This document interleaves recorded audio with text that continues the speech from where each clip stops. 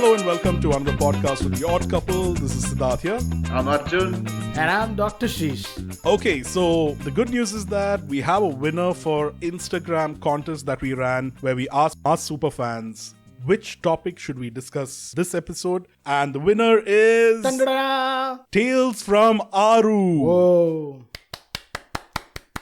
Tales from Aru is her Twitter handle and Insta handle. And thank you so much, Aarti. I think this topic is quite killer and we are very excited to discuss it. So guys, the topic that she suggested was old traditions versus new traditions. Old traditions versus new traditions, as in how we do traditions now as opposed to how we grew up. Kind of, because there'll be certain things that your mom and dad or your grandparents used to do. Simple things, for example, in my house, it's a tradition, let's say during lunchtime. All the grandkids used to stand around the table and wait for my granddad to mix the rice with the ghee and papadam and everything, and he'll give each grandkid a plate to eat from.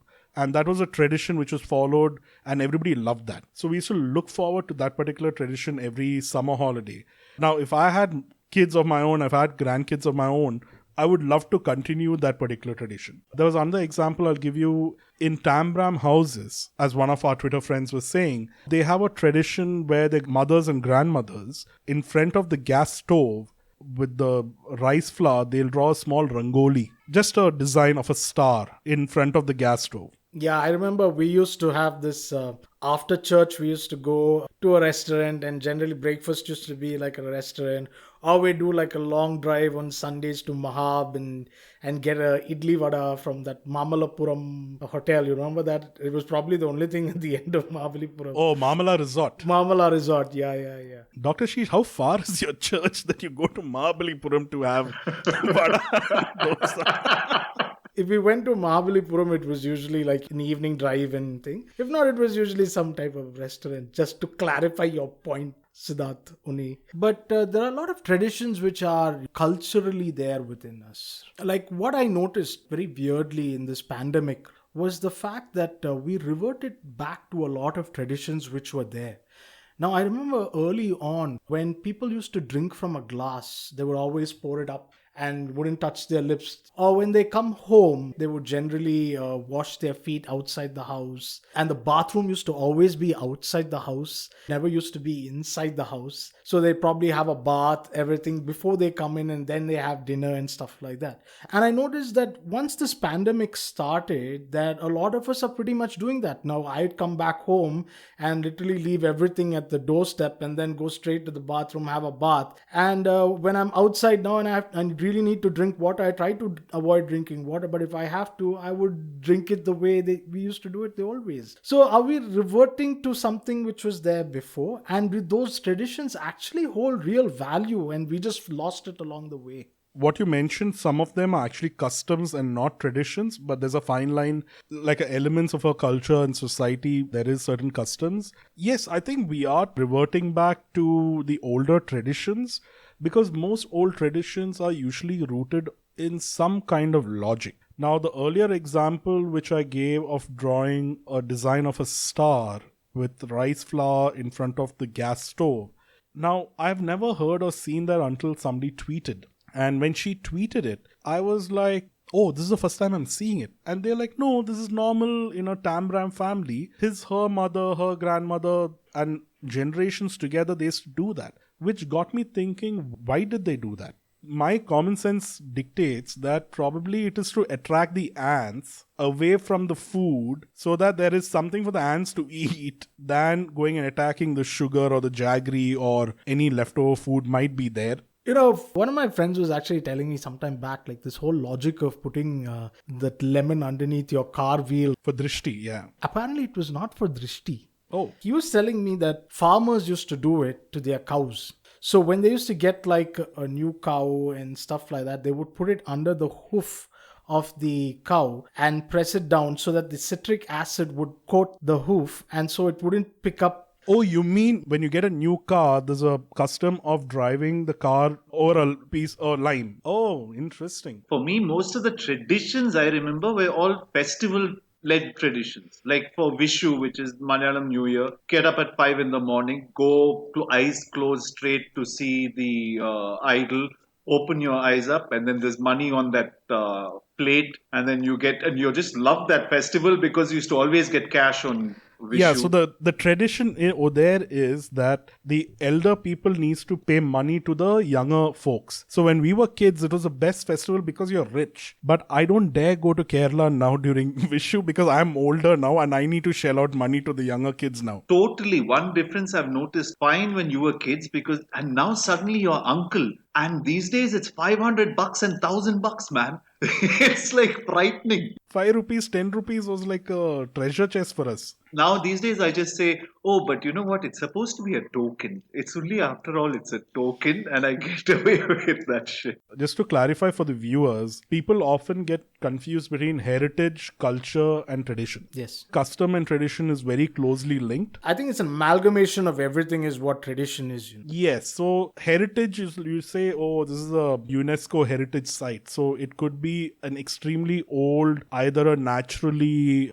occurring landscape like the Great Barrier Reef. It's a national heritage site for Aussies. It could be even something which is indigenous, like Aboriginal Uluru Rock, which is there in Australia. And then there's something more historic, right? Like Taj Mahal is it's a heritage site. Then you have culture. So if you look at culture, it comes from heritage. So you can look at heritage as a piece of land. Culture is the crop that you grow on that land. And tradition would be, how did you grow that crop? It'd be like, oh, we harvest and there's a song that we sing around the harvest festival. All those things becomes a tradition. Wow, what an analogy. Too much. What is a tradition? It's basically a set of things or habits or like storytelling or a meal or a festival or what you do within that, which you pass on from one generation to the next. That is what tradition is. That's the bottom line of it. Now, the point is the next generation, are they taking it forward or are they creating new ones? What I feel is that in the old days, whatever we know of the tradition, I don't think it was started without reason. The whole point about them drinking water the way they did or them standing outside and washing their feet, it all had some scientific relevance.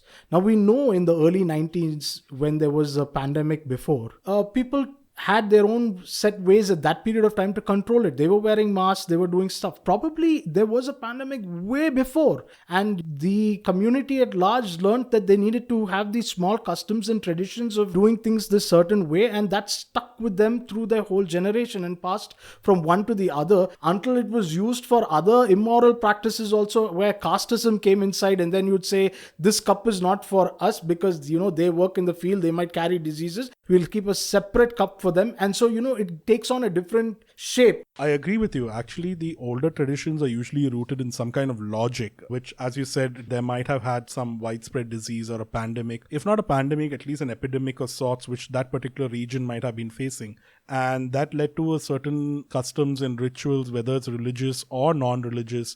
It might be family oriented or a particular village oriented. But there are certain traditions which were based on ignorance also, because they didn't know better back then, and hence they did something like this. A classic example is when women are in their menstrual cycle. Olden days, back in the nomadic days, due to the smell of blood, it used to attract animals.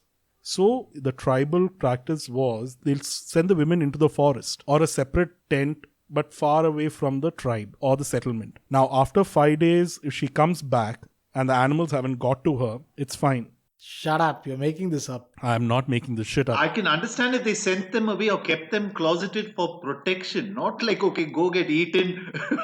That is exactly what I'm coming to. In very traditional societies in India, the girl who's on their menstrual cycle are kept locked up at home in a separate room. Okay, they have a separate plate, they have a separate thing completely. So that particular tradition is rooted in ignorance. A tribal practice which is about a tribe's collective survival versus one person being eaten by animals because of the smell of blood, which made sense back then, but you blindly follow these traditions even today, and that leads to subjugation of a woman, is also not right. And there's a lot of these generations now who understand and identify that there's a certain tradition which is rooted in ignorance, and they will no longer follow that and treat their children like that. And hence there's a different way that tradition is taken forward, or probably the tradition is even destroyed and hopefully forgotten over time because it's rooted in ignorance. So I saw this this thing on Quint or Brute or something like that, that local program which comes. And there's this girl who was talking about a tradition in Haryana apparently where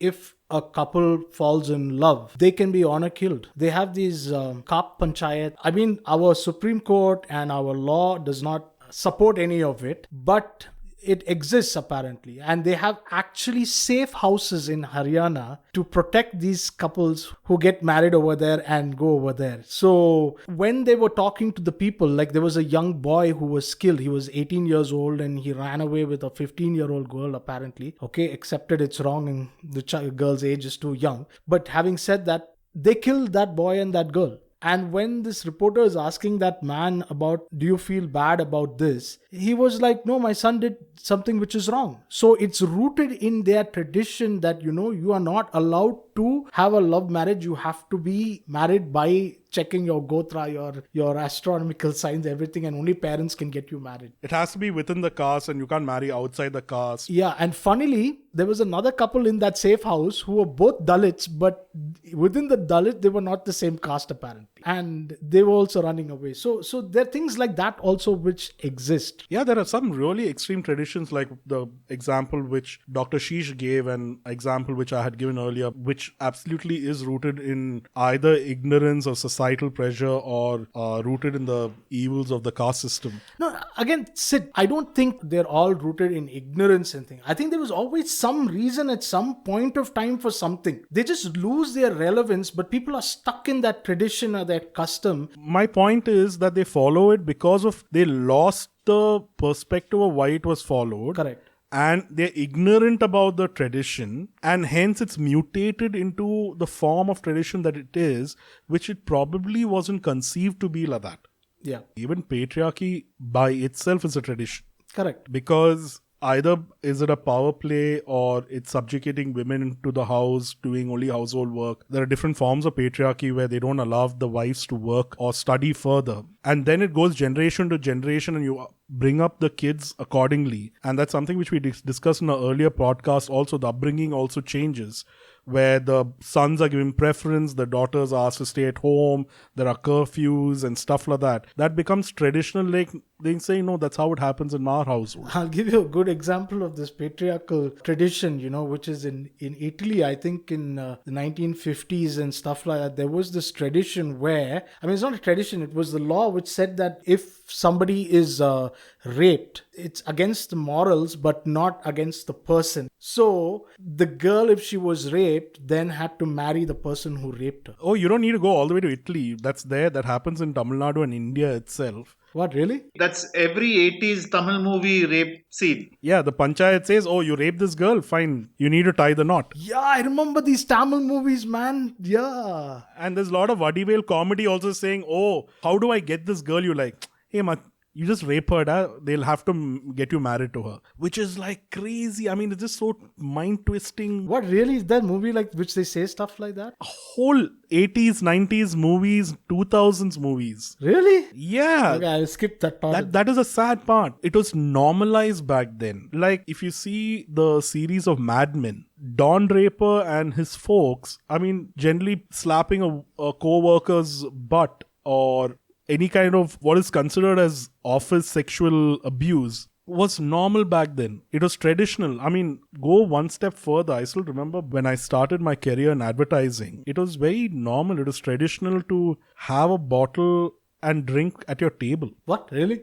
Yeah. You can smoke and drink at your desk. No, I remember advertising in the early days. Yeah, not at your table, but it was fine. Friday evening, someone could just drink at your table. You could just light up just before you head back home. You'll have a few drinks in an office at the table. It was fine. Having a bottle within the desk. So when you see Mad Men, it used to exist till the late 90s. Or even early 2000s, that used to be the norm, where having a bottle at your desk, drinking after work hours, or I've had meetings where I'm sitting at the office and they pull out a glass, they pour a drink and they light up a cigarette at the desk and you start a conversation. It was normalized, but obviously things change very quickly after that. It was under the garb of tradition that the management or the HR used to shrug it off. saying it's company culture. No, I think even in the medical fraternity, I think in the early, I remember 90s and 2000, when I was getting into medicine, at that period of time, there was a lot of this, the juniors would get ragged. That itself was considered like a tradition that you come into college means you have to listen to your seniors and your seniors would tell you what to do. And, my wife tells me stories of how she was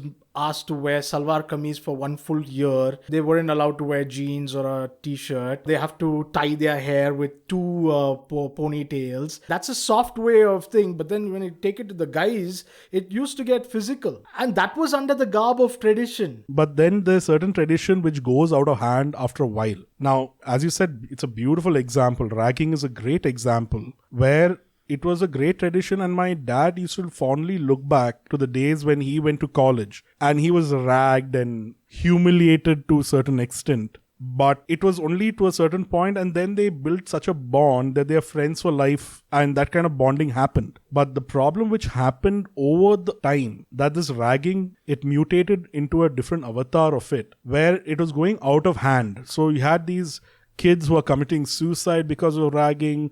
They're running away or even getting beaten up or being killed by these seniors because they took the ragging too far. There is a line that you draw at every tradition. And the tradition was broken by the management saying that, listen, there's no more ragging. If you rag, it's illegal. So the government stepped in and everything because it went out of hand. By the time I went to college and I did my engineering, there was no more ragging. The seniors were petrified. Like my nephew, who's at engineering college in Tamil Nadu, they don't see their seniors. They're not allowed to talk to their seniors. The seniors are not allowed to talk to the juniors. Oh, Correct. Until they reach the second year. Wow, I had no idea this was the scene now. So even the juniors, even if they voluntarily go talk to a senior, the senior runs a mile.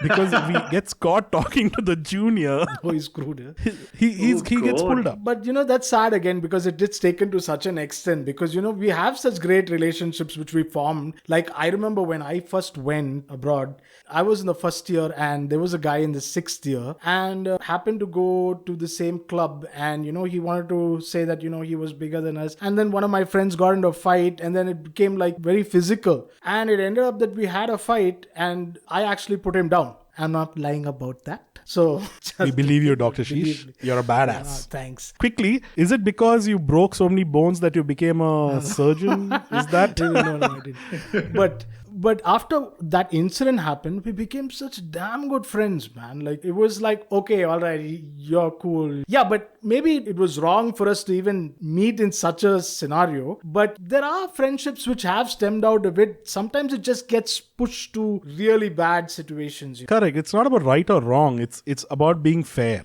And there are limits to certain things that you take liberty with somebody else. Correct. Especially in a tradition like ragging. Whereas there's certain family traditions that we had spoken about earlier, which is very different. There are different kind of traditions. Like there's a tradition in my house. Once you have a meal, do not have a bath within 30 minutes of having a meal. Yeah, we were always supposed to have a bath and then eat your food. Or you wait for a half an hour or 1 hour and then you have a bath. And that's a tradition which probably is rooted, isn't it a medical thing, Ashish? I have no idea. You skipped that chapter, is it? I skipped that chapter in college. No, I don't know yet. But I know, somehow it plays at the back of my head because if I ever eat and then go have a bath, I feel really odd. I feel like, oh, I'm so heavy. I don't know, it's just superstition or whatever. It just plays in our head. Till today, I can't bring myself to do that. When have you ever eaten a full meal and decided, oh, now I need to have a bath? No. No, we use that loophole to very good effect. So in case they say, hey, listen, you haven't had a bath today. You're like, no, Amma, I just finished eating. They're like, ha. Then you wait for 1 hour, okay?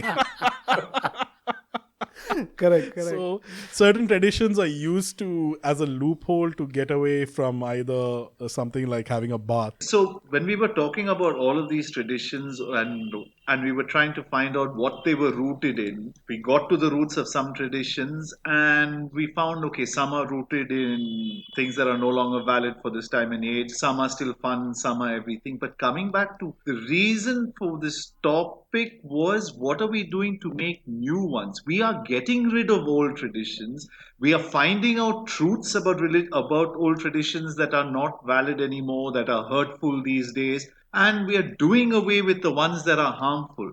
But in terms of our generation, are we making like brand new traditions to pass down? Like in terms of ragging, what we did is we got rid of it to the extent where seniors and juniors don't mingle. But they've not put in something in place. That's a sad part. So when you lose a tradition, there's definitely a void. Now, there's something which I kept being reminded is that the tradition of telling a prayer before you sleep, going to a temple, or generally being a little more religious than being a little more questionable about faith that I am. My mom feels that I'm losing touch with my culture and heritage because I'm not following certain traditions. But to answer your question, is there a new form of tradition which I'm putting in place? If I had kids, yes, I would probably encourage them to ask more questions, question everything, probably from that angle. I wouldn't force down, but I would. What are traditions?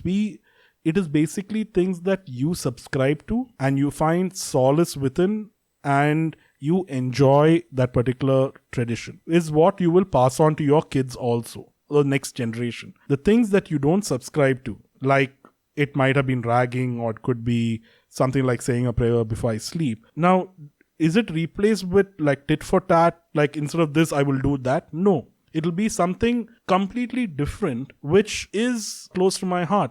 What about changes in tradition which are culturally wrong? Are we doing stuff fast enough? Like, I know the topic which we talked about, the Me Too movement or office harassments which happen and stuff like that. I don't know if a lot of it has changed, maybe because I'm the wrong person to talk about it, being of the opposite sex. But at least I'm aware that there is stuff like this. Probably a generation back they didn't have. The office traditions which you were talking about now is frowned upon. So we are making steps, but maybe probably baby steps. Exactly. Maybe we're the ones who are just caught in between the period of the death of a certain this thing. We probably don't know the next generation, but because this now a blank space and there is a void waiting for something to step in, the next generation will create another tradition. And this will just be a distant memory where they can't even believe, like, oh my God, there's such a thing existed in the first place. But I think we created this new tradition of people working from home. This pandemic has changed, the whole working style. There is things happening, maybe because we are at that moment,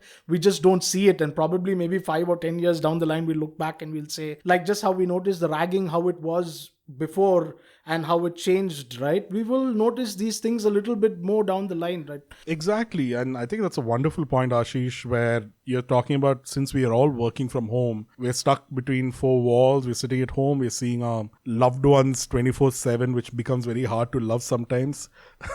But we get on each other's nerves. Yes, there are certain traditions which starts off as a routine or a change of routine, which eventually would over time become a tradition. I think most traditions stemmed from something logical at that period of time. It gets mutated along the way and forgotten the reasons why it was there in the first place. And somewhere along the line, someone has to figure out that these reasons were for something else and we maybe don't require these traditions, and probably a change is in order. Now, whether it's going to be our generation or whether it's going to be the next generation, somebody is going to do it. I completely agree with you, Dr. Sheesh, that we are at a cusp of certain traditions changing drastically, like we talked about how it's the work culture is changing. Now working from home, that's changing the whole dynamics of the work culture and the way we work with our colleagues. Then there are certain traditions which is still alive, like the story of the lime. When you buy a new car, then you drive over it. That's something that we do. It doesn't harm anybody. And there are new ones that we create that we don't realize is a tradition today. It is probably a routine, but it will be seen by the next generation as a tradition, and it goes forth like that. It's like me teaching my nephew the guitar, and then we get together and sing the same old Jimry songs during family get together, and it's a traditional thing that we do. I think basically what we've possibly seen so far is most traditions have started for a good thing. They've all started on a good note to help people out. They've started based in logic and they've started maybe to help people. Everything is fine until bad people come and screw things up. So even going forward, whoever's making new traditions and the kids and our grandkids, whatever, should be aware that whatever new traditions are there could stand to be corrupted at some point, because someone is always going to come along and subvert a good thing to make it a bad thing. I completely agree. Let's put a general rule of thumb. In case you're creating new traditions, please make it fun.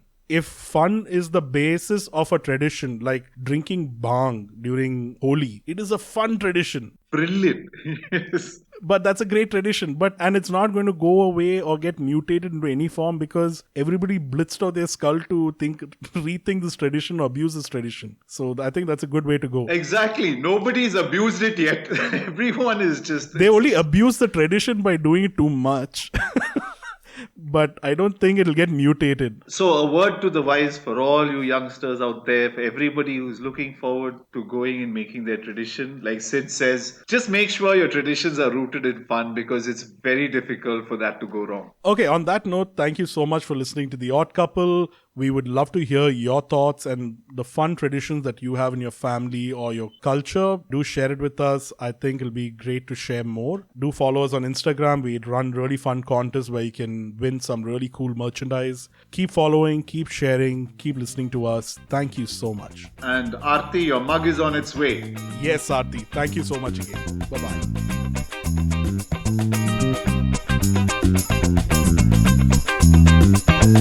Bye-bye.